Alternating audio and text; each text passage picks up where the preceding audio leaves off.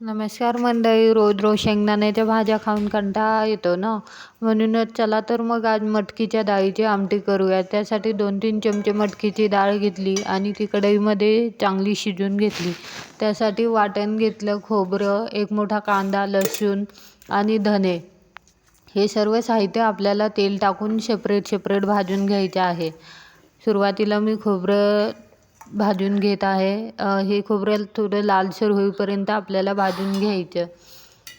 खोबरं भाजलं की त्यामध्ये आपण धने भाजून घेणार आहोत. हे धने जास्त काळे पण नाही करायचे, लालसर भाजून घ्यायचे. नंतर टाकला कांदा. कांदाही तेल टाकून सोनेरी कलर येईपर्यंत आपल्याला भाजून घ्यायचा.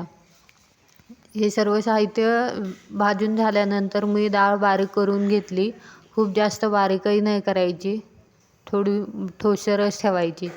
त्यानंतर कांदा काढून घेतला आणि ते सर्व साहित्य बारीक करून घेतलं. आणि हिरव्या मिरच्या देखील भाजून बारीक करून घेतल्या.